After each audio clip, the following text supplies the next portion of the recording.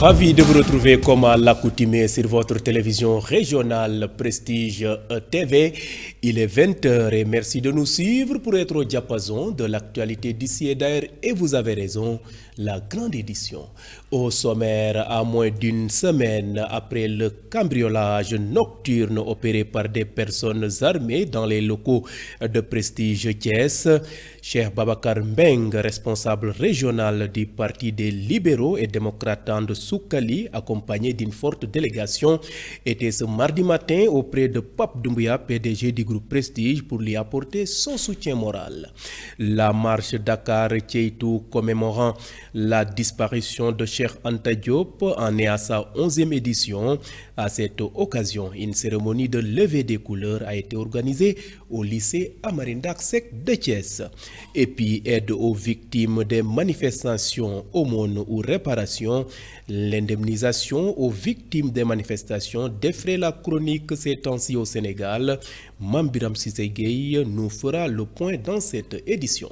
Le suivi de l'actualité internationale et la page sportive mettront à terme à ce rendez-vous d'information. Merci de votre fidélité. Le développement, c'est dans une poignée de secondes.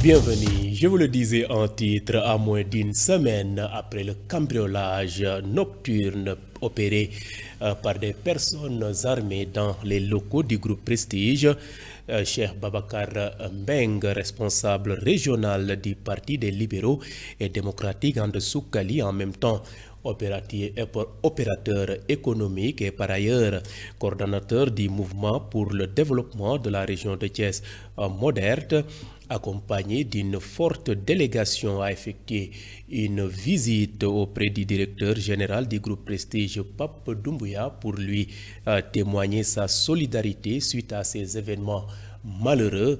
À l'issue de cette visite, Cheikh Babacar Mbeng a lancé un appel aux autorités pour qu'ils redoublent de vigilance afin d'éradiquer à jamais ce fléau. Cheikh Babacar Mbeng est au micro de Madjumbo. Avant même de parler au directeur Pape Doumbouya, j'ai vu moi-même à travers la presse des images d'une monstruosité extraordinaire, des hommes armés jusqu'aux dents, comme des militaires qui partent vraiment en guerre, s'attaquer à la porte du groupe pour peut-être pouvoir soutirer quelque part de l'argent ou des biens de ce groupe. C'est-à-dire nous avons le cœur meurtri en réalité par ce qui s'est passé. Nous sommes venus avec notre famille et des membres de notre parti, pour vraiment montrer au monde, au Sénégal, que ceci ne doit pas prospérer. Des opérateurs économiques de la trempe de Pape Doumbouya qui se démènent comme des diables pour créer de l'emploi ici à Thiès, malgré les difficultés du monde de l'emploi, nous ne devons que peut-être les encourager. Je me suis dit que ceux qui ont fait cela ne doivent pas être en réalité des Thiessois. Ils doivent provenir d'autre part, parce que des opérateurs économiques comme Pape Doumbouya, tous les Thiessois, en principe, leur doivent vraiment des remerciements, doivent les encourager, et c'est en réalité ce qui se passe. En tout cas, nous condamnons.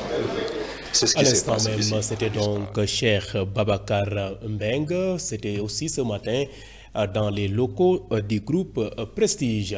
Vous suivez le rendez-vous de l'actualité grâce à votre nouvelle chaîne de radio Prestige FM qui émet en modulation de fréquence sur les 95.5 FM ici à Thiès. Et à présent, parlons société dans cette édition. Aide aux victimes des manifestations, aumône ou réparation, l'indemnisation aux victimes des manifestations défraie la chronique ces temps-ci au Sénégal. Synthèse sur ce geste du gouvernement envers les détenus qui ont contribué à l'accession au pouvoir du tandem Diomaye Sonko avec Mame Biram Cissé Gueye et Ousmane Diallo. Le débat suscité par la décision des autorités d'accorder des compensations à des citoyens victimes des manifestations a semé un vent de tollé selon Baye Serigne Sarr, chargé de point focal des ex-détenus, met l'accent sur la prise en charge des besoins réels. Donc, avant d'indemniser, d'abord, il faudra situer d'abord les responsables. Après, on va voir tout ce que l'État pourra faire pour les ex-détenus, parce que les ex-détenus, quoi qu'on puisse dire, c'est un cas particulier, parce qu'il y a tas de personnes qui étaient des soutiens de famille, d'autres étaient des étudiants, d'autres avaient de leurs projets, d'autres entreprenaient pour pouvoir s'en sortir.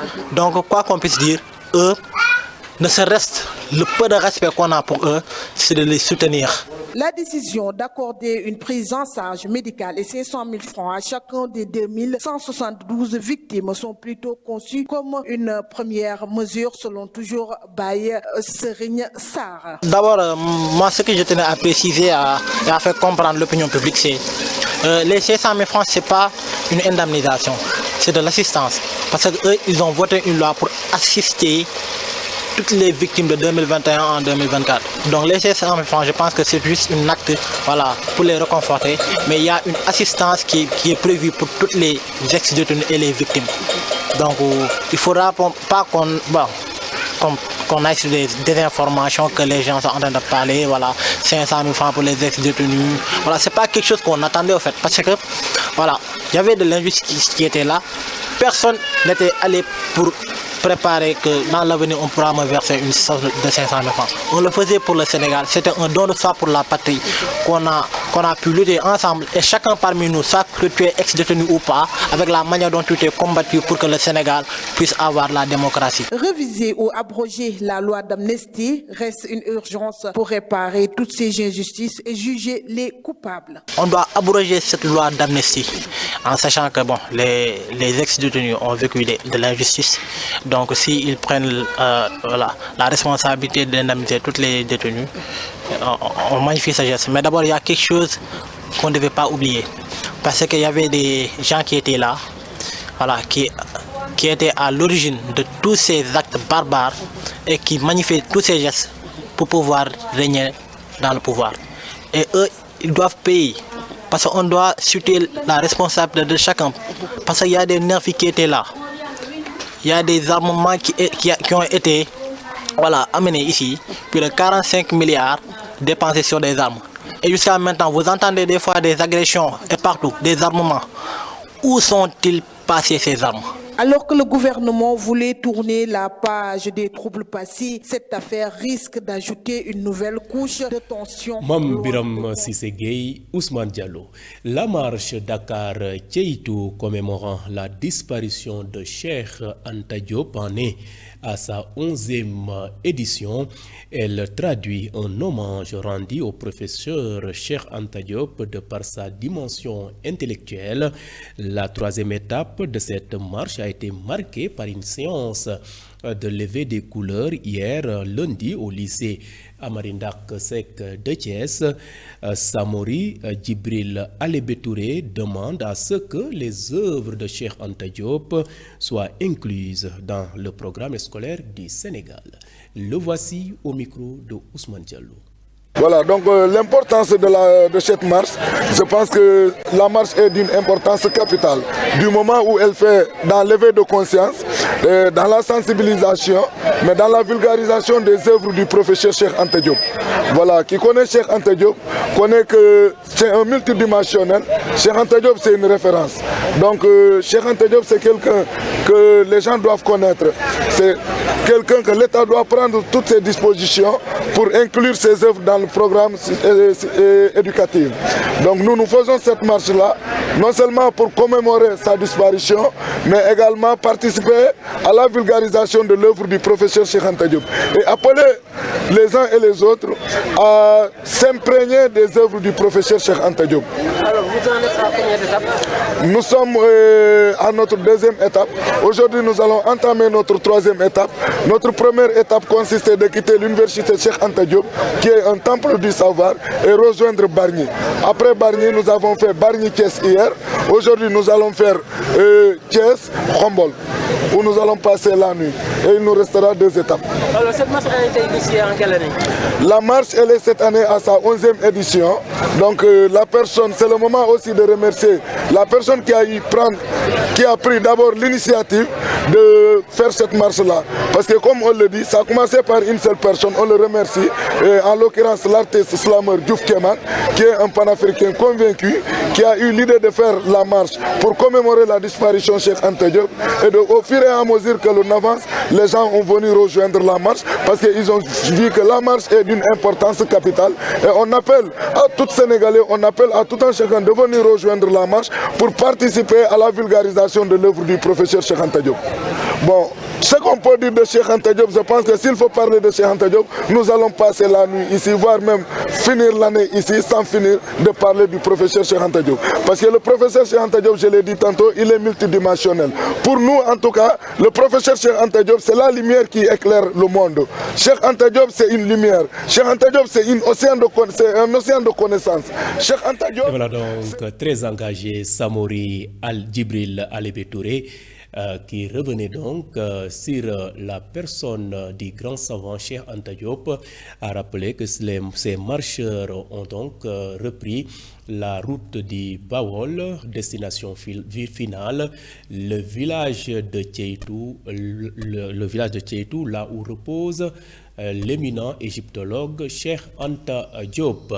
La sexualité précoce chez les jeunes est en phase de devenir une problématique centrale au Sénégal, d'où la nécessité de sa prise en charge instante dans les politiques du gouvernement, surtout en rapport avec l'acuité du phénomène. Ndiaya Samb, animatrice au centre ado de Médina Fall, revient sur l'importance de la sensibilisation. La voici au micro de Moussa Mbaye.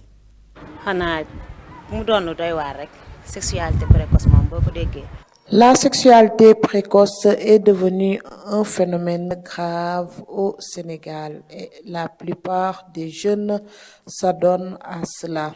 Nous, en tant qu'animatrices dans les centres d'ados, on conseille les jeunes à abandonner cette pratique et de ne pas s'adonner trop tôt à la sexualité, car ça a beaucoup de conséquences négatives.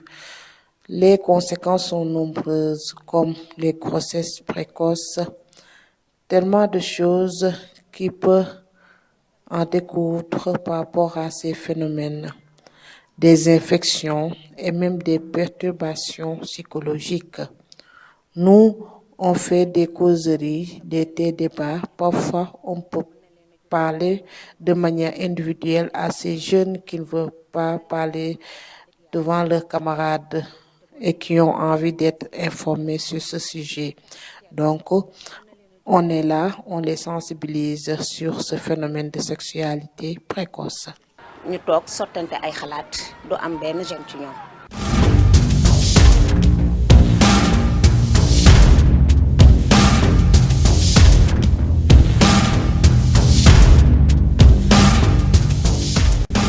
Et restons toujours avec Mme Biram Sissé-Gueye. Cette fois-ci, c'est sur un focus sur l'essentiel de l'actualité nationale de ce mardi. L'actualité nationale, les centrales syndicales affûtent leurs armes et se préparent à passer à l'action. Selon nos informations, plusieurs figures syndicales de premier plan, dont Modi Guiro, Yvette Marie Keïta, Cheikh Diop, Eliman Diouf et Mariama Diallo, parmi d'autres secrétaires généraux, ont décidé d'occuper le terrain. Elle annonce une forte mobilisation ce vendredi 7 février à partir de 15h à la Bourse du Travail Kermadia, siège de la Conférence nationale des travailleurs du Sénégal, CNTS. Au cœur de leur combat, la nécessité de fédérer les luttes des travailleurs à travers la création d'un large front syndical. Parlons autre chose, le président de l'alternance générationnelle AG Jotna, M. Moussa Diop, a réagi à la décision du gouvernement d'indemniser les victimes des violences politiques de 2021. Dans une vidéo devenue virale sur la toile, l'avocat et l'ancien patron de Dakar Demdik, Macky Sall, estime qu'il n'est pas normal de prendre l'argent public pour indemniser des militants d'un parti politique, tout en dénonçant un manque de transparence dans le processus enclenché par le gouvernement pour indemniser les victimes des manifestations qui ont eu lieu au Sénégal entre 2021 et 2024. Le leader de AG Jotna estime que l'identification des victimes et la réparation des dommages subis devront se faire dans la transparence, mais déplore-t-il sortir une liste de 2179 personnes pour dire qu'elles sont victimes et qu'il faut les indemniser alors que la justice ne l'a pas autorisé n'est pas synonyme de la rupture tant promise. Terminons avec ce grave accident de la route qui s'est produit ce mardi matin sur l'axe Loga-Saint-Louis. 3 personnes ont perdu la vie dans ce drame. Selon des informations, la collision a eu lieu vers 7h30 du matin dans des conditions de faible visibilité dues au brouillard. Les secours sont rapidement arrivés sur place, mais malheureusement, les 3 victimes ont succombé à leurs blessures. Une enquête a été ouverte pour déterminer les causes de cette accident.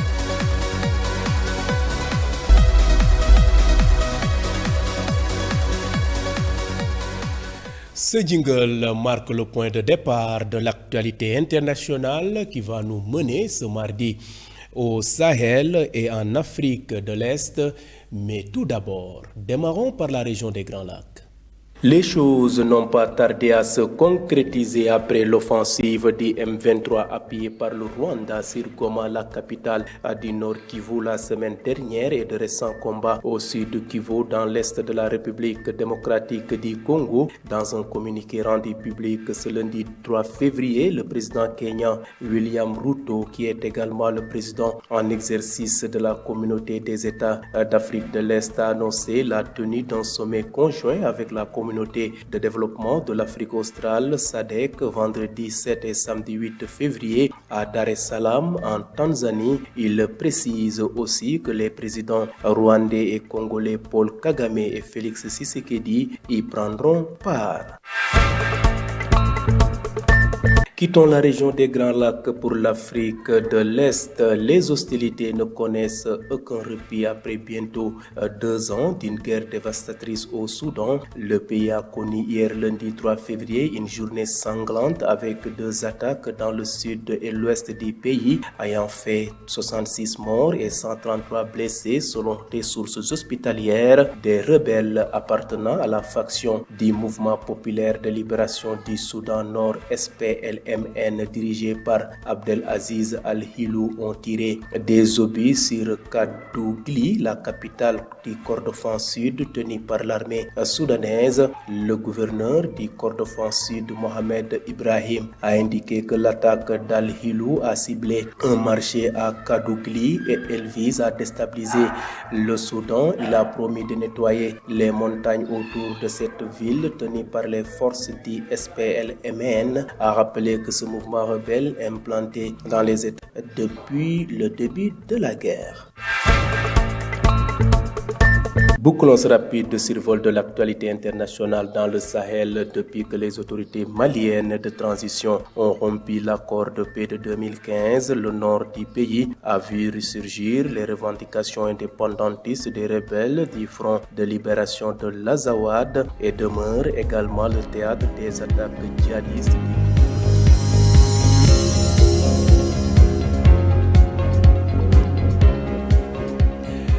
Bouclons cette édition par une note sportive qui porte la signature de Ibrahima Sarr.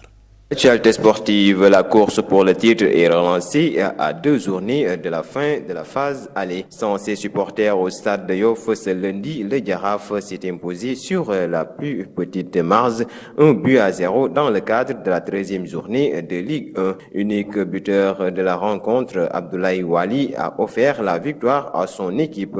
Avec un match en retard face à Guédiawaye FC, le Jaraaf aura l'occasion de recoller avec US Gorée en tête du classement. Parlons autre chose. Mori Diaw profite du dernier jour du mercato pour trouver un club placé dans la liste des indésirables depuis le début de la saison. Le gardien de but sénégalais va se relancer à Rodé. Il a été prêté par Clermont jusqu'à la fin de saison. Le Sénégalais est toujours appelé en sélection nationale, notamment pour les qualifications de Coupe d'Afrique des Nations. Il n'a pas intégré l'effectif clermontois cette saison. Mori Diaw a disputé 2 saisons pleines en Ligue 1 avec le Clermont Foot et se retrouve désormais c'est un concurrent direct des Auvergnats pour le maintien. Pour terminer, Al Nassr continue son parcours sans faute en Ligue des champions asiatiques. Fidèles à leurs habitudes, les coéquipiers de Cristiano Ronaldo ont offert un véritable spectacle ce lundi à Al Awal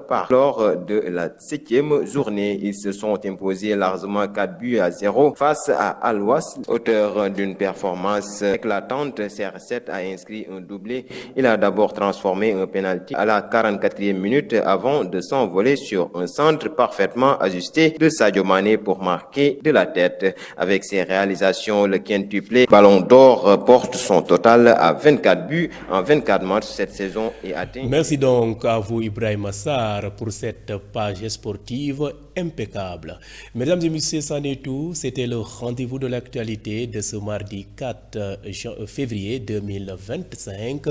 Vous étiez trop nombreux à nous suivre à l'étranger grâce au réseau IPTV et d'autres optent pour nos différentes plateformes, à savoir le site d'information www.prestigechess.com, les pages YouTube et Facebook Live de Prestige. Mention spéciale aussi à nos auditeurs qui nous ont suivis grâce à cette nouvelle chaîne de radio Prestige FM qui émet en modulation de fréquence sur les 95.5 FM ici à Thiès et gardez la fréquence sur les 95.5 FM. Tout juste après cette édition, Mati Keita vous retrouve pour la version Wolof. Merci et bonne fin de soirée.